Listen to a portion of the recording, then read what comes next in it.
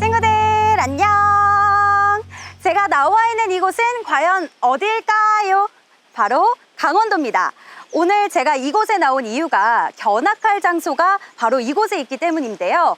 가장 먼저 화암약수를 가본 후에 한백탄광 수질정화시설로 이동해 보도록 하겠습니다. 그럼 먼저 화암약수로 출발해 볼까요?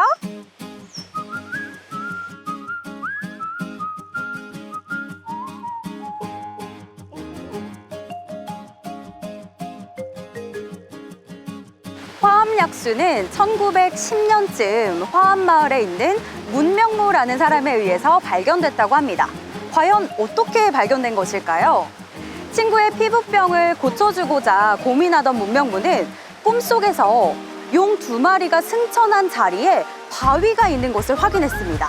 다음 날 그 바위를 찾아가서 바위를 옮겼더니 그곳에서 약수가 터져 나왔다라고 해요.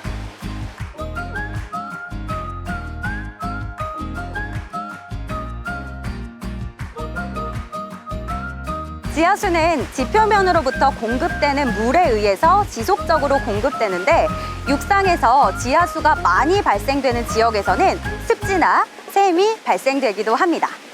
지하수를 채수하기 위해서는 우물을 설치해야 하는데요. 이렇게 채수된 지하수는 생활용수나 농업용수, 공업용수로 활용되기도 하고 일부는 마시는 물로 이용되기도 합니다. 그런데 우물 설치는 인위적인 방법이라면 약수의 경우 지하수가 지표면으로 상승해서 나타난 것이기 때문에 자연현상이라는 특징을 가지고 있습니다. 이처럼 약수 중에서 땅속에서 솟아난 샘을 광천이라고 하는데 땅속에 스며든 물이 정화되어서 솟아난 물이기 때문에 바로 마셔도 될 정도로 무척 깨끗하고 미네랄이 풍부해서 건강에도 아주 좋다고 합니다. 특별히 이 화암약수는요, 마셨을 때 뼈가 튼튼해지는 칼슘이 포함되어 있고 충치 예방에 도움이 되는 불소도 포함되어 있어서 위장병이나 피부병, 빈혈에도 효능이 아주 좋다고 하네요. 화암약수에서 지하수가 솟아난 원리는 과연 무엇일까요? 암석 틈 사이에 모세관 현상으로 인해서 작은 틈을 따라 지하수가 올라올 수 있었다고 합니다. 화암약수의 특징은 바로 탄산인데요. 석회암을 통과하다가 지하에 있었던 이산화탄소가 물에 녹으면서 탄산이 많이 함유되었다고 합니다. 그렇다면 제가 한번 마셔볼까요?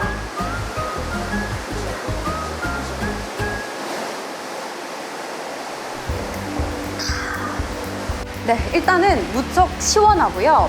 톡톡 쏘는 탄산감이 느껴지니까 물 마시는 재미가 느껴지는 것 같아요.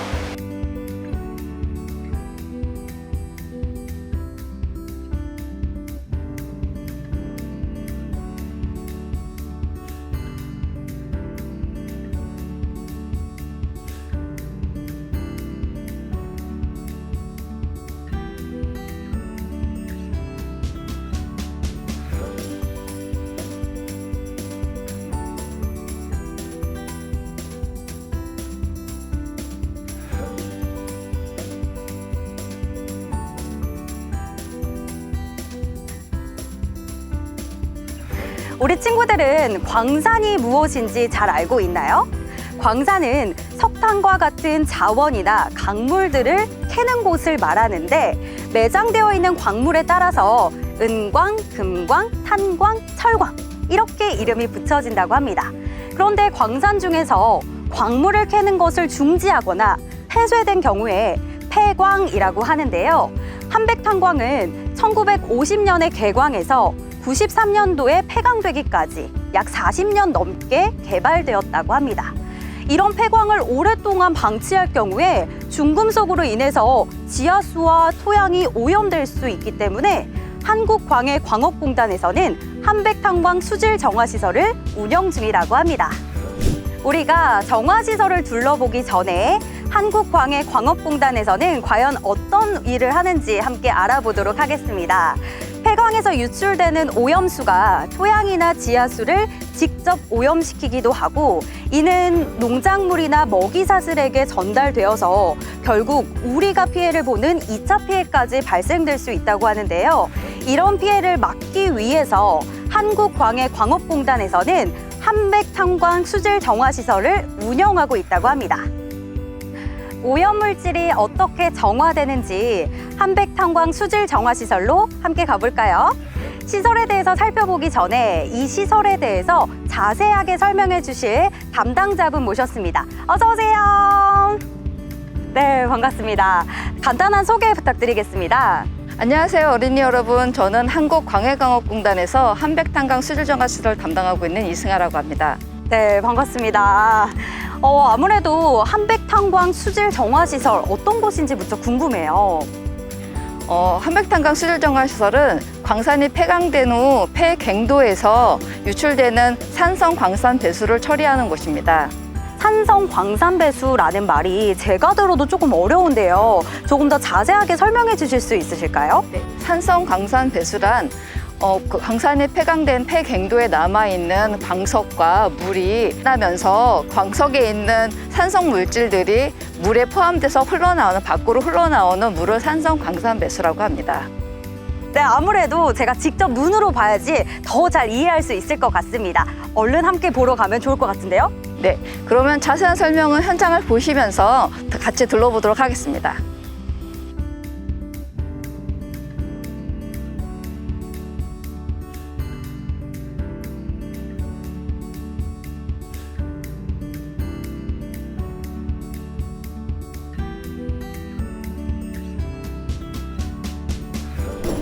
이곳은 폐갱도에서 정화시설로 산성 광산 배수를 이입시켜주는 곳입니다.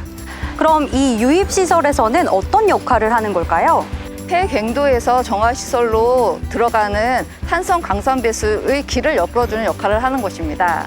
산성 광산 배수는 처리하는 것도 중요하지만 다른 곳으로 유출되지 않게 하는 것도 중요하기 때문에 이 시설이 있습니다.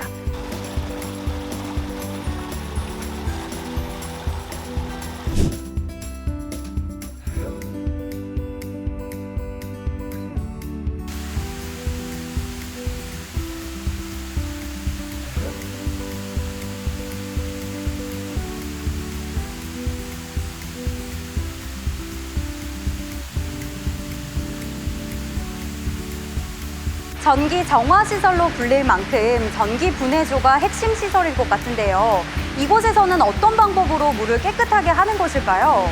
산성 광산 배수를 전기가 통하는 전극판을 통과시켜 중금속을 제거하는 역할을 합니다.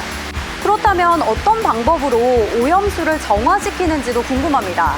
산성 광산 배수 중에 이온의 형태로 있는 중금속을 양극에서는 산화 반응, 음극에서는 환원 반응을 일으켜 가라앉기 쉬운 형태로 만들어줍니다. 이 중금속이 다음에 소개시켜드릴 침전조에서 제거되는 과정입니다. 이렇게 설명을 자세하게 해주셨지만 여전히 어려운 것 같은데요. 우리 친구들 잘 이해했나요?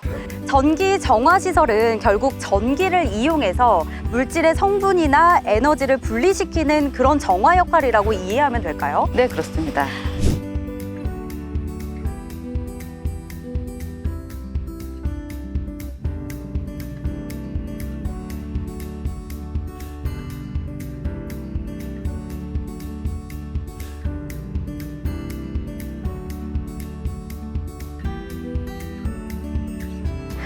이곳이 아까 말씀해주신 침전소인가요? 네. 이곳은 어떤 곳인지 무척 궁금합니다. 아까 전기분해조에서 가라앉기 쉬운 형태로 만든다고 했는데 그것은 중금속이 산소나 이온을 얻어서 무거워지는 것을 말합니다. 무거워진 중금속들이 밑으로 가라앉고 깨끗한 물은 위에 떠 있는 원리입니다. 그렇다면 물의 밀도 차이를 이용한 시설이라고 볼 수 있겠네요. 그렇다면 가라앉은 중금속은 어떻게 처리되나요? 침전조 하단은 경사가 이루어져 있어서 가라앉은 중금속들이 중심 부분으로 모이게 됩니다. 중심 부분에 모여진 중금속들은 탈수기를 보내주고 물기가 제거된 중금속들이 시멘트 부원료 등으로 재활용되고 있습니다. 그렇다면 중금속이 그냥 버려지는 것이 아니라 재활용돼서 또 새로운 자원으로 이용된다라는 말씀이시네요.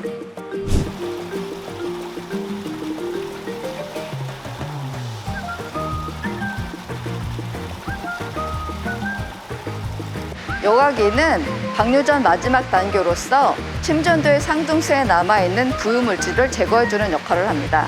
그렇다면 부유물질은 무엇이며 어떤 방법으로 제거되는 것일까요? 부유물질은 물에 둥둥 떠다니는 물질을 말하는데 부유물질이 있을 경우 물이 깨끗해 보이지 않고 탁하게 보입니다. 여과는 이러한 부유물질을 제거해서 깨끗하게 보여주는 역할을 하게 됩니다.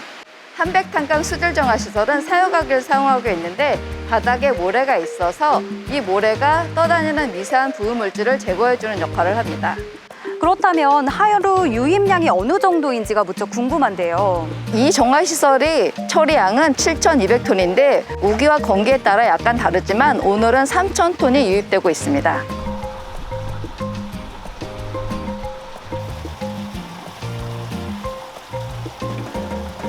조금 전 유입시설에서 유입량이 3,000톤이라고 하셨는데 유입량과 방류량이 다른 이유는 무엇일까요? 기본적으로 유입량과 방류량은 같다고 보고 있는데 저희 시설에서는 정화된 물을 바닥을 청소할 때나 가루 형태의 약품을 탈 때 자병수로 사용하고 있기 때문에 약간의 차이는 납니다. 이렇게 다양한 노력들로 정화가 되고 있다는 것 알 수 있었는데요. 지하수는 폐수나 폐기물들이 잘못 폐기되거나 방류됐을 때 오염에 쉽게 노출될 수 있다고 합니다. 지하수를 오염시키는 물질에는 가정에서 사용하는 화학물질이나 농촌의 비료 및 농약 사용, 매립지, 쓰레기 등이 주된 오염 원인이라고 하는데요. 토양과 지하수는 한 번 오염이 되면 다시 정화하기까지 많은 시간과 노력이 필요합니다. 그래서 우리 친구들이 토양과 지하수에 대해서 더욱더 관심을 갖고 노력을 기울여 준다면 훨씬 더 건강한 토양과 지하수를 만들 수 있겠죠. 우리 모두 아름다운 지구 만들기를 위해서 함께 노력해봐요. 네, 그럼 강원도 견학 영상을 여기서 마치도록 하겠습니다. 2022 토양지하수 어린이 여름 캠프 강원도 견학 영상이었습니다. 친구들 안녕!